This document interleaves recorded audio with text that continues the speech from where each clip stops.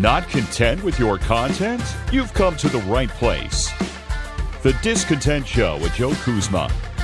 Every brand starts with a story. Here's how you can grow your business by sharing it. Now, with today's topic, the host of The Discontent Show, Joe Kuzma.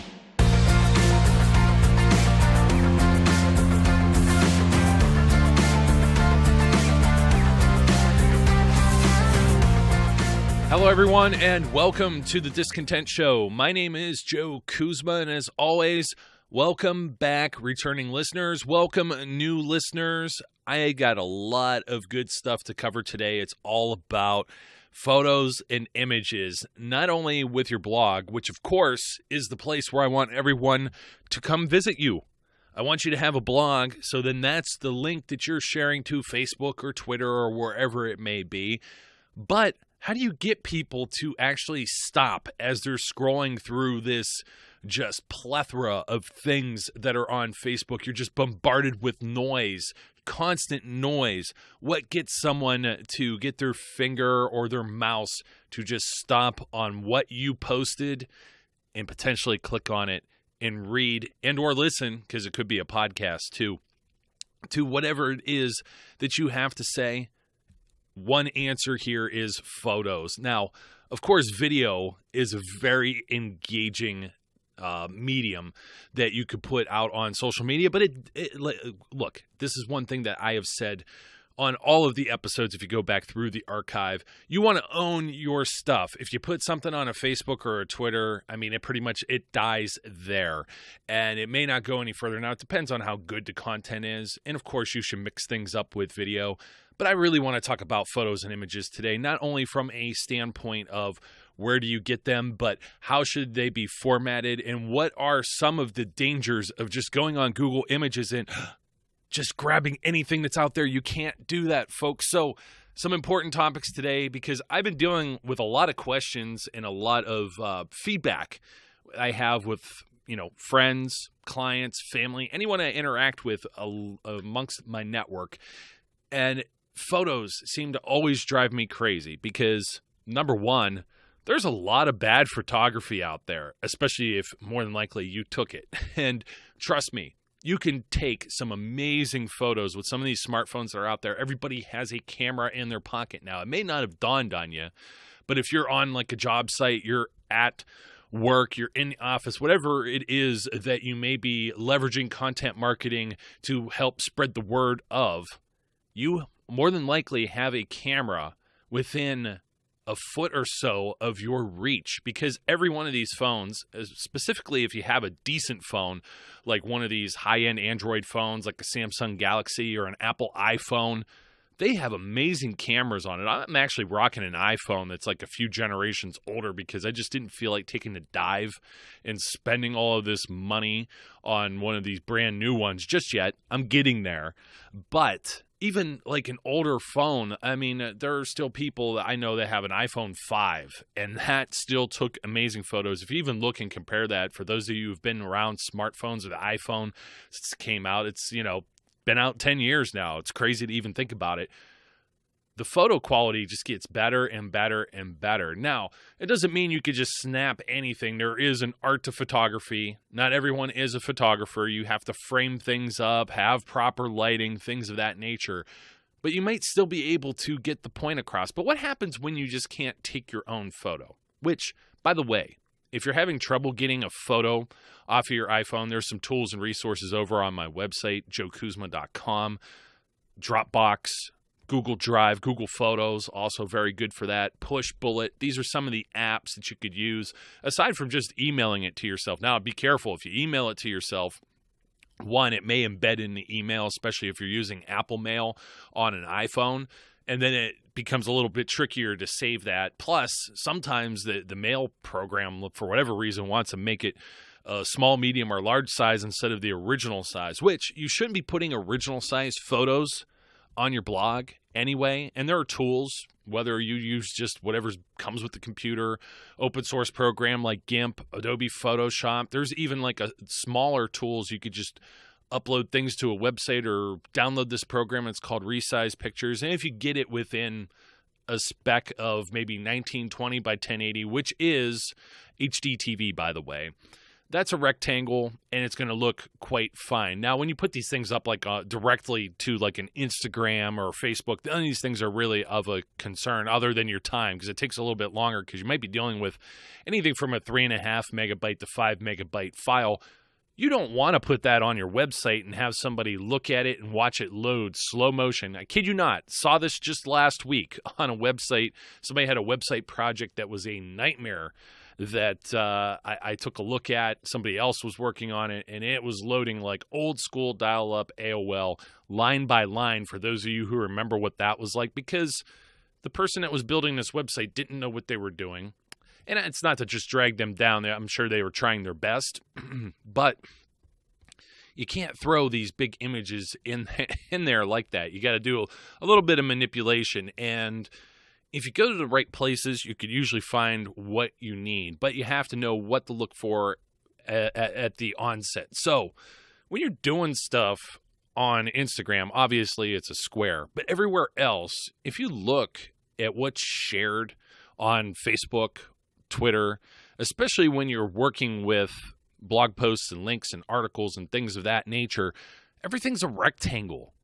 So one thing you can do with your phones is just turn them sideways when you shoot an image. When you're taking that snap, I know everybody likes to take it straight up and down, and this is where this square thing with Instagram came about. And you could even fit it. Instagram has the little button, and it'll smush it into that area. Then it looks weird, because it's almost like, when you're watching one of these movies that are letterboxed on TV, and you're like, why are there all these black bars? Well, Instagram does the same thing, where it kind of squeezes it, but you could still, or you could zoom in on whatever the focus is and just leave it as a square. But that's not going to work for you if you're putting this into a blog post. If this is a featured image, for those of you that are among the 70% or more of the world using WordPress as your blogging platform, and there are others that you probably want to do the same thing. A featured image, however, if you're not familiar with that term, is when you create a post within WordPress, this will be the image that gets attached. And if you have good SEO on your website, it'll be attached to your Facebook post, your Twitter post. This is the main image. Usually it's like a banner that's at the very top of the page. It's the thing that you see first. So when I refer to a featured image, this is what I'm talking to about finding your best photos to use with your blog posts or any of your social media or content marketing efforts. When you find these type of photos, you not only got to make sure they're the right size, you got to make sure they're a rectangle, you got to make sure that you have the ability to use them. Let's go back to right size for a second. If you end up using something that's wrong, and you didn't crop this properly before you brought it into WordPress, and there are different utilities or plugins within WordPress that will allow you to change these images and manipulate them after the fact. If it's something that you have and it's an event, or let's just say it's a concert, because I see this as an example. I see this even with local newspapers. It's quite sad, actually. It'll have the performer's head cut off because it was originally like a square or a portrait orientation photo, which means it's taller than it is wider. You want that to be more of a rectangle. And you want to be able to manipulate it. And trust me, this is some easy stuff. I'm going to have to go through some photo manipulation software and give you guys some more tips and hints on that. But it's not too hard. Even on your phone, you may be able to crop it to a particular size. What you don't want to use is a photo that's just too small, and then it doesn't work at all, and it'll pull something else from your website. But mainly the reason I'm telling you all of these things is this doesn't prevent you from adding a photo gallery to a blog.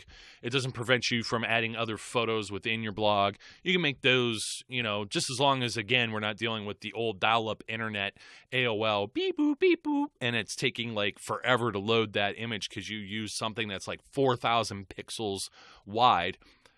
Then you're okay. And usually if you have WordPress, you know already that you could insert images at a small size, at a medium size, large size, or full size. And if you have a well-built website, those images will change sizes too. But you also have to think, this isn't just a desktop computer where it's loading like that. Imagine some of the people that may not be in a major metropolitan area with a mobile phone, and they're using the browser on their mobile phone to check out your website. Good deal. That means you got them there, right?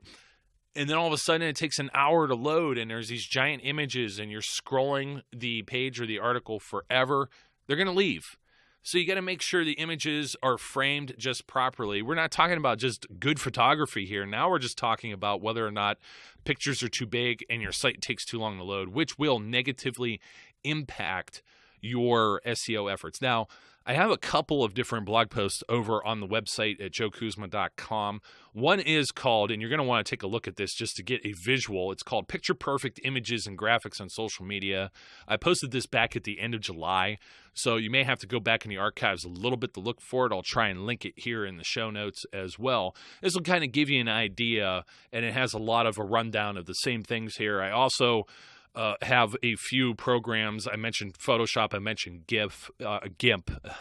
It's an acronym. I can't remember what it stands for, but it's an open source or free program that you could download, and it is a competitor to Adobe Photoshop. So don't make it. It sounds weird, but it's actually pretty cool. It can be daunting and has a learning curve, but some of the easier stuff is like Microsoft Paint or Paint 3D in the newer versions of Windows 10 and XNView, which will allow you to do all of these things. Now, of course, if this is your own personal photography collection, make a copy of it and save it somewhere, and then make edits to that copy to upload to your blog, so you're not so you don't come back at me and say, well, I destroyed my original photos because you told me to, Joe. Nah, don't do that. And I also have some examples too of when posts can go wrong. Obviously, if you are someone that's a graphic designer, you may not even need the advice that's in this particular episode, but you're still going to maybe not know about the downfalls of social media. And if you have some images that are too small, or you use images that have a lot of text in them, I try to stay specific to photographs, because if you put too much text on an image or photo, and then you go to Facebook and you get into the wonderful world of Facebook ads and boosting your posts, that is paying so more eyeballs get on them, you're going to pay more money, or it may just be shut off entirely, because Facebook will actually try to determine the amount of text. And this includes if you have a logo. This includes if you have an event poster. Sadly, event posters or like movie posters, they should be, exempt from this, but they're not. So if you have a lot of text that ends up on that image, and it's like, I think 20% or more, it goes from low to medium, medium to high, high to like Danger Will Robinson or something of that nature, to where you're spending more money to get that same person to see it. So try and stick to photographs because it gets the general idea. Leave the text to your headlines and your little preview excerpts of your blog or articles.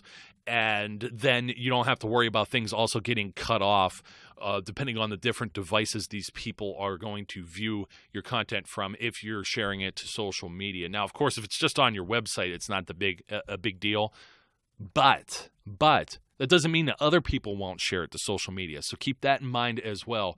You don't want anything when you see it and it's like, if you go over to this blog post that I have for the picture perfect images, when it's cut off like that, when it's cropped and half the word is there, it just looks like you made a mistake. And then that could ruin your credibility. So you don't want that to happen. Now, where do you find these images if you don't have the ability to take photos of whatever it is? You're talking about the ocean. You live like in Ohio, like I do. Where are you going to go to the ocean, right?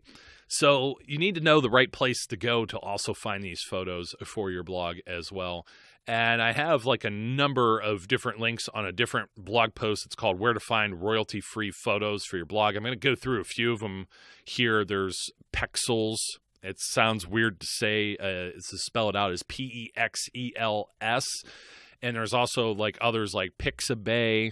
There's Unsplash. There's PhotoPin. There's Death to Stock Photo. And there's a few others that are out there as well. You could also do a Creative Commons search. You could do that on Flickr or Google. You just have to be careful, because if you end up picking something out of there and it's owned or some other photographer has the rights for it, guess what? Guess how they get paid? Their living is to take photos. And when they're not making their living and there isn't money going in their pocket, they could be coming after you. Now, I understand it's like, well, Little old me, I have like 20 people that come and maybe read my blog posts. They're never going to find me. Not exactly true, because when you deal with the larger photo image houses that deal with stock photography, and even when you get into things such as Getty Images licenses or Corbis or one of these other big photography sites on the internet, holy cow, they have tools that will actually just scour the web looking for where their images may be used inappropriately. And trust me, this has actually happened and happened by error before, because a lot of times what happens when you deal with creating digital content such as I do, you'll have, and this actually wasn't me, this was a predecessor of mine with a previous, with an agency that I do some consulting work with. And what happened was here, some other person that did some work on a website used an image that was what we call a comp. Usually it has a watermark on it, and it's just meant for us to doctor up mock-ups or ideas to show a client for approval. And then you go and purchase the real photo or the real image and put it in its place for final production, like let's say on a website or any type of other materials that you may put out either digitally or even just print, okay? Well, this happened to be on a website, and the comp image was still there. Getty Images, they don't ask. They tell. They sent not just a cease and desist. You think, oh, cease and desist, I'll just take it off, not a big deal. No, they send a bill. And that bill was $1,300 for just one image. So for those of you who've ever heard of people, illegally downloading music or movies and getting hit with these huge thousands or even up to millions if they're really, really getting into that type of stuff. This is no joke, even with the whole stock image thing. So when I talk about some of these different sites that you could go and find stuff free of charge, you could do that. You could always get a subscription to something like iStock Photo, Think Stock Photo, Getty Images, and a lot of these different sites. There's others out there. I think there's like Shutterstock, there's Dreamstime, Big Stock Photo. There's ones where you could buy photos and you buy the rights to use those. They're royalty free, which means you have a license to use it in perpetuity, so you don't have to. Some of them are restricted. You got to be careful, but it's usually only like some like big major events where you have to have a concurrent license that doesn't expire, and that's a rights managed. It's not royalty free. So you're going to look for royalty free, and if you buy stuff, great. You could do that. You got to make sure that you get something that's at least 1,200 pixels long by 600 pixels tall. A lot of the small images do not fit into that category, so you end up spending a pretty penny if you're going to buy some photography. That's why I always recommend these different ways, these different sites, like I mentioned, like a Pixabay or Pexels, and by all means, those are just a couple of them. Those aren't even the ones that I primarily use all the time, but you could go there, and what's even better is when you download images from there, or you go on one of these sites like I just said, like a Shutterstock, and you go to buy an image, which, like I said, that can add up, and maybe you don't have the type of budget to be doing that. That's why you're going to look for free stuff. However, the stuff that's available for free, there's not always a large selection depending on what you're looking for. Maybe you could get an idea across. Maybe it's just better to take something with your iPhone, but you still want something. You're going to be able to download it. They give you a number of options as to sizes. You don't want to download the full-sized image unless you plan to manually resize that on your own. So those are some ideas to keep in mind. The reason this really came to a head is that I'm always going back and forth with a few individuals who I help construct some of their blog posts, some of their social media efforts. And they send me photos because I don't have photos of like their products or anything that's related to their services. And when I get something, it's either too small, it's like a postage stamp, it's a screen capture that they took with their phone. Please just don't do that. But that's where it came from. It was a screen capture, and it says Google on it because it was still off their iPhone. They were obviously using the Safari web browser, and it says google.com at the top. And it's like, this isn't your photo. And I have no way of tracking to see where this photo came from, to see if in the future, 6 months, 12 months, 18 months down the road, you get a $1,300 bill in the mail. So you want to be very careful with that. Even if you're looking for anything on Google Images, you might be able to get an idea. There's some check boxes at the top when you hit like advanced or filter. You could search for large images. Sometimes medium will get it done, but usually not. Large usually won't be too oversized, but you just have to be careful with that when you do view it. Most of the stuff that shows up there, though, isn't what we call full or high-resolution photography. It's usually already optimized for the web. However, if you don't pick that other box that says it's like labeled for reuse, or sometimes it's non-commercial or commercial, you got to look at that as well, depending on a Creative Commons license. Creative Commons has a website you could also use. What that really means is Creative Commons is a license. It's kind of the open source thing, like I mentioned with GIMP. It allows you to use it. Sometimes you have to attribute something to the author or the photographer. And sometimes, depending on which version of the Creative Commons license it is, you don't have to attribute anything at all. What some of these free websites will allow you to do, they'll allow you to post an image without attribution. So how do you do that? You got to attribute something. You put it in as a featured image. Now what? Well, you could always put the originator's name in with maybe one of the alt tags, or if you're using captions or something with the photo, you can put it there. But I always like to put it right at the bottom of your blog post. You could put it in italics so it stands out a little different. You hit enter once or twice, so there's a little bit of space that's separated from whatever it is you're writing.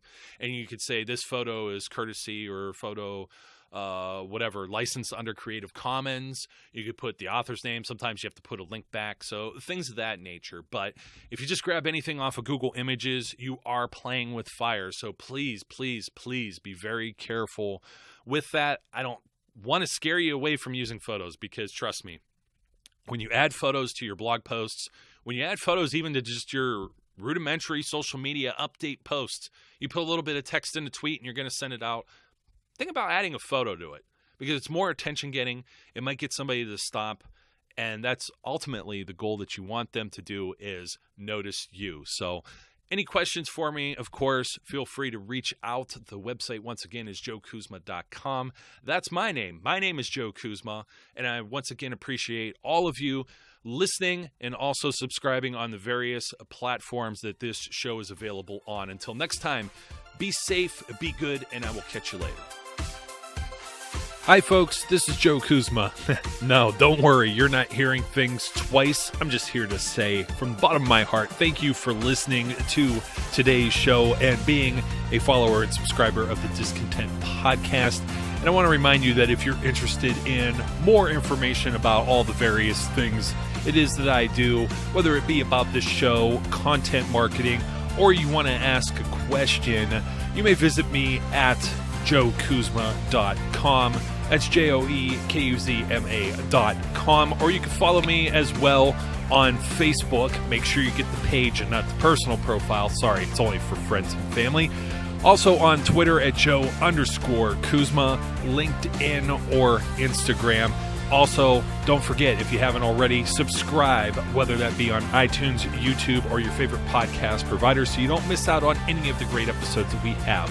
Once again, thank you again for your support, and I look forward, as always, to speaking and interacting with each of you again soon.